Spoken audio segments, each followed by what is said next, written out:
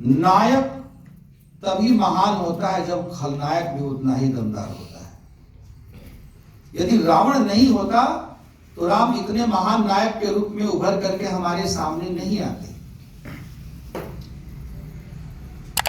ऐसे ही यदि कंस नहीं होता तो कृष्ण भी आज इतने अधिक याद नहीं किए जाते। दुर्योधन जैसे लोग नहीं होते तो अर्जुन को याद नहीं किया जाता। इसका मतलब क्या है? हम सबसे अच्छा युग मानते हैं ना जब राम राज्य था, राम का युग था। लेकिन उस राम के युग में भी, त्रेता युग में भी रावण और तमाम राक्षस या राक्षसी प्रवृत्ति के लोग तो थे। उस जमाने में भी नारी का अपहरण हुआ, सीता का अपहरण हुआ। ऐसे ही हम द्वापर युग की बात करते हैं, कृष्ण के समय में तो द्रौपदी का चीरहरण तो हुआ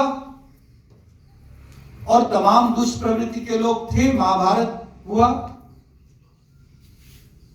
तो इसलिए यदि आज भी विरोधी शक्तियां हैं और कुछ प्रतिगामी ताकतें हैं जो आपको पीछे की ओर खींचने की कोशिश करती हैं, तो ये कोई आश्चर्य की बात नहीं है।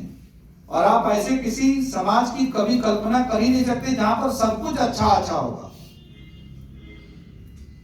हमें बस इससे खुश होना चाहिए कि उस अच्छे और बुरे के बीच बुरा अच्छे के ऊपर हावी है या अच्छा बुरे के ऊपर हावी है। तो वर्तमान समय में हम देख रहे हैं कि तमाम विरोधों के बावजूद भी जो देश के लिए, समाज के लिए अपना तन मन समर्पित कर रहा है, जनता उसी को नेतृत्व प्रदान कर रही है। ये हमारे लिए बहुत खुशी की बात है। कुछ लोग विरोध कर रहे हैं, करते रहेंगे, और ऐसे विरोधी भी कहीं ना कहीं अपनी ओर से योगदान कर रहे हैं। लोकतंत्र में विरोधी का होना कोई अशुभ या बुरी बात नहीं है। नहीं तो यदि विरोध नहीं होगा या विरोधी की चिंता नहीं होगी तो सत्ता पक्ष भी निश्चिंत हो जाएगा, अपने दायित्वों से विमुख होने लगेगा, जनहित की उपेक्षा करने लगेगा, निजी स्वार्थ सिद्धि में लग जाएगा। तो उसे सचेत रहना पड़ता है कि हमारा प्रतिपक्षी गिद्ध दृष्टि लगाए हुए है, पलक झपटते ही झपट्टा मार करके हमारा सब कुछ छीन सकता है। इसलिए सचेत, और ये हमारे देश के लिए और देश के लोगों के लिए बहुत अच्छा है। तो अब कई लोग ये कह सकते हैं कि हमारा संविधान तो धर्मनिरपेक्षता, पंथ निरपेक्षता की बात करता है और राज्य का कोई धर्म नहीं है, या राज्य को धार्मिक मामलों में संलिप्तता नहीं रखनी चाहिए, ऐसे विषयों से अलूफ रहना चाहिए। और कई लोगों ने कहा भी कि प्रधानमंत्री को इस प्रकार के कार्यक्रमों में भाग नहीं लेना चाहिए, न मंदिर के शिलान्यास में, न मंदिर के लिए रामलला की प्राण प्रतिष्ठा में, और ऐसा करके वह संवैधानिक मूल्यों की उपेक्षा कर रहे हैं। वास्तव में यह दकियानूसी तर्क है। जो लोग धर्म को, धर्मनिरपेक्षता को और भारत को, तीनों को ठीक से नहीं समझते हैं, धर्म, धर्मनिरपेक्षता और भारत या भारत की आत्मा को, वही लोग इस प्रकार के घिसे पिटे तर्क देते हैं। सबसे पहली बात तो यही है कि राम को एक धार्मिक व्यक्ति के रूप में कोई व्यक्ति देखता है तो इसका मतलब कि वो राम को समझता नहीं है।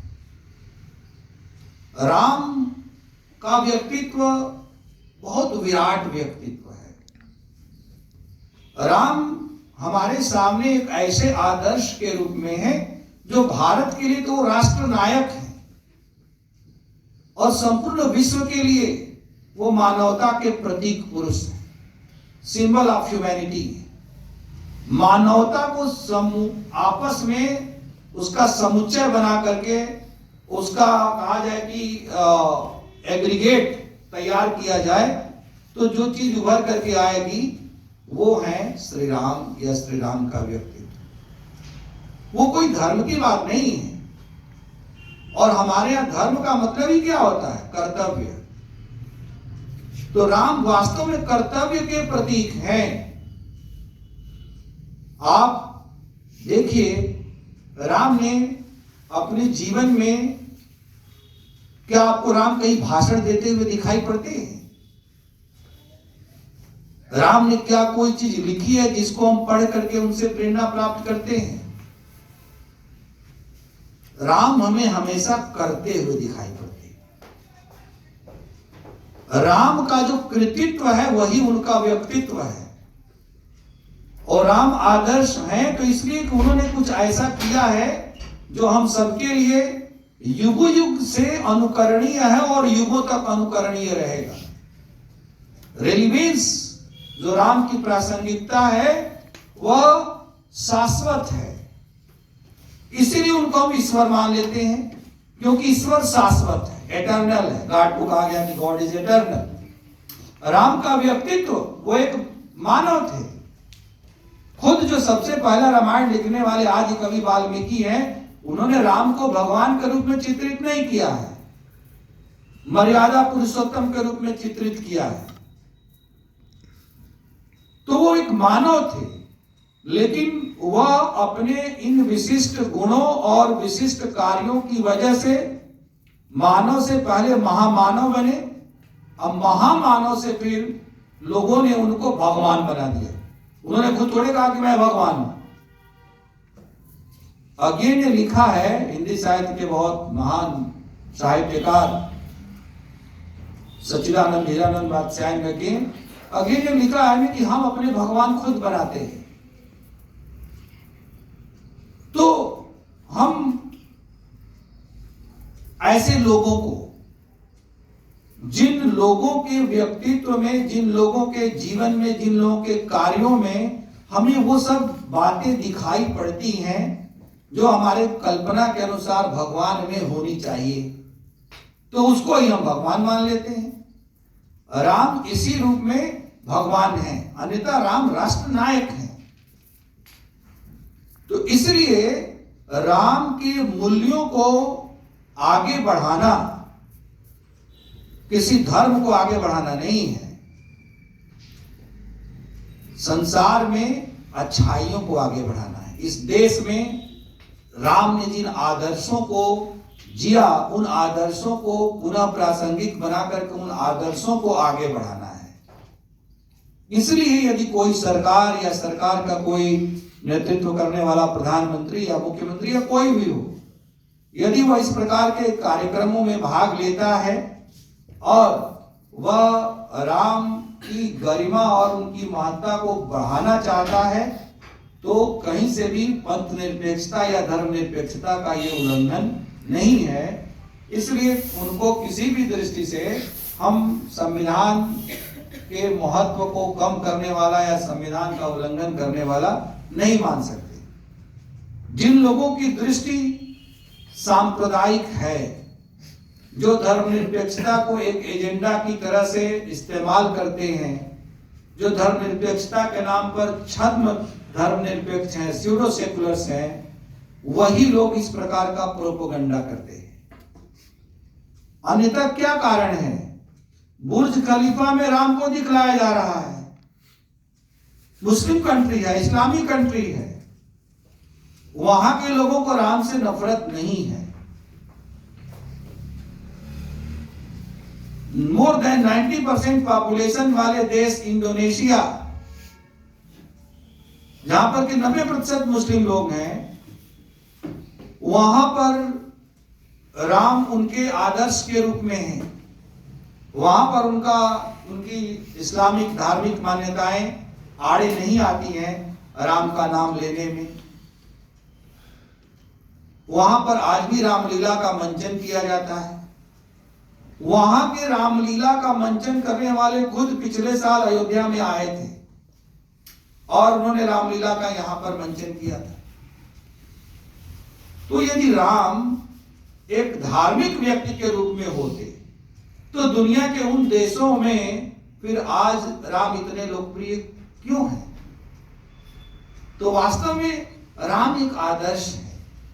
यदि हम अपने जीवन को अच्छा बनाना चाहते हैं तो राम से अच्छा आदर्श हमारे लिए कोई हो नहीं सकता।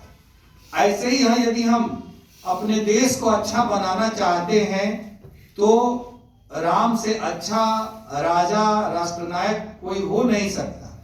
यदि हम एक आदर्श शासन व्यवस्था स्थापित करना चाहते हैं तो राम राज्य से बेहतर उदाहरण उसका कोई हो नहीं सकता। तो दुनिया के हर देश में अच्छे लोगों की जरूरत है, अच्छे शासन की आवश्यकता है, अच्छे समाज की आवश्यकता है। इसलिए सर्वत्र राम की प्रासंगिकता है, केवल हमारे ही देश में नहीं। इसलिए उनका कोई विरोध नहीं करता। अभी कल ही मैं देख रहा था कि जयपुर में प्रधानमंत्री नरेंद्र मोदी के साथ फ्रांस के राष्ट्रपति मैक्रों रोड शो कर रहे थे, तो वहां पर एक दुकान पर उनको श्री राम जन्मभूमि मंदिर की एक प्रतिकृति मोदी जी ने खरीद करके भेंट की। तो उन्होंने देखा तो उन्होंने कहा कि इसको देख करके मुझे भी राम मंदिर को देखने की लालसा जागृत हो गई और मैं भी उसे देखना चाहता हूं। क्यों भाई, क्या इससे उनकी धार्मिक आस्था आहत नहीं होगी? वो तो एक क्रिश्चियन है, क्यों जाना चाहते हैं? यदि वो उसे एक हिंदू धर्म का एक धार्मिक व्यक्ति या एक देवता के रूप में ही, एक डेटी के रूप में राम को मानते तो उनके मन में उसके प्रति श्रद्धा का क्या कारण था? तो राम एक देवता के रूप में, एक भगवान के रूप में नहीं, एक महापुरुष के रूप में है, महामानव के रूप में है, जिन्होंने मर्यादा का पालन करने के लिए सब कुछ खो दिया।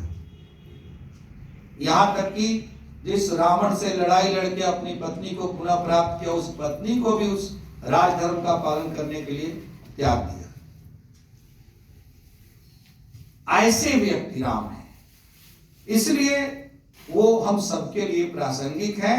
और आज का जो भारत होगा, वो अगला जो आगे आने वाले 75 वर्षों का भारत होगा, उसमें वही होगा। क्योंकि आप सोचिए कि जब हम अपने नायक के रूप में राम को देखेंगे तो एक साथ हम बहुत सारी समस्याओं से मुक्त हो जाएंगे। भाई भाई के बीच के झगड़े होंगे और जब उसे राम याद आएंगे कि जिसने अपना राज्य ही छोड़ दिया। जब हम भरत के बारे में सोचेंगे, क्योंकि राम के बारे में सोचेंगे तो भरत तो अपने आप आ जाएंगे, तो देखेंगे कि उन्होंने मिला हुआ राज्य ठुकरा दिया। तो भाई भाई के परिवार के झगड़े मिटेंगे। और फिर जब परिवार से क्या बनता है? गांव बनता है, समाज बनता है, देश बनता है। तो हमारे बीच जो समुदायों के बीच के झगड़े हैं, मजबूत भारत कैसे बनेगा? आज नेताओं ने अपने राजनीतिक स्वार्थ और वोट बैंक के लिए अगड़े पिछड़े, दलित, महादलित, तो क्षत्रिय, तो ब्राह्मण, तो वैश्य, तो शूद्र, तो ये वो में बांट रखा है। ये जनगणना, जातिगत जनगणना, वो जनगणना, भारत के टुकड़े टुकड़े करने की साजिश चल रही है, क्षण राजनीतिक स्वार्थों की पूर्ति के लिए। ऐसे में यदि भारत को हम एकजुट कर सकते हैं तो हम किस आधार पर कर सकते हैं? राम के आधार पर कर सकते हैं, क्योंकि राम सबको गले लगाते हैं।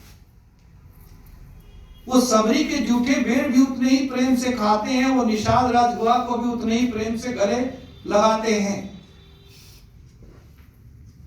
वह जो जंगल में रहने वाले वनवासी हैं, उन वनवासियों, जिसे आज की भाषा में हम जनजाति कह सकते हैं, ट्राइब कह सकते हैं, उन जनजातियों को अपना सहायक बनाते हैं और उनको अपने साथ लेकर के अपने जीवन की सबसे महत्वपूर्ण लड़ाई, सबसे महत्वपूर्ण संघर्ष में विजय प्राप्त करते हैं। उनके लिए कोई भी उपेक्षित नहीं है। राम का व्यक्तित्व स्वयं में सर्वसमावेशी है, बल्कि जो उपेक्षित है, वंचित है, राम उसको और अधिक महत्व देते हैं। राम के लिए कोई पराया नहीं है। आप देखिए कि यदि हमारे आपके लिए कोई आदमी बुरा कर देता है, बुरा बोल देता है, तो जिंदगी भर हम गांठ बांध लेते हैं, इसको तो छोड़ेंगे नहीं। और जिस कैकेयी ने राम को वनवास दिया, राम उस कैकेयी के प्रति विशेष लगाव रखते हैं। जब भरत मनाने के लिए उनको जाते हैं वापस लाने के लिए, तो सब पूरा परिवार जाता है, कैकेयी भी है। तब तक कैकेयी को अपना अपराध बोध हो गया है, तो पीछे पीछे दबी सामी से कुचाई हुई है कि राम से नजर कैसे मिलाए। राम इस चीज को भांप लेते हैं, तो राम सबसे पहले कैकेयी से मिलते हैं और कहते हैं कि नहीं मां, आपने कुछ गलत नहीं किया है। लौट के जब आते हैं 14 वर्ष के वनवास के बाद, तो भी कहते हैं कि यदि आप मुझे वन में जाने का मौका नहीं दी होती, तो फिर राम का जो व्यक्तित्व पूरी दुनिया ने जाना, राम के संघर्ष को जाना, ये मौका हमें कहां से मिल पाता। इससे हमारे लिए भी एक सबक है कि ये हमारी दृष्टि और हमारी सोच के ऊपर निर्भर करता है कि हम किस चीज को किस रूप में ग्रहण करते हैं। हम खराब, जिसको हम खराब कहते हैं, उससे भी हम कुछ अच्छाइयां ग्रहण कर सकते हैं।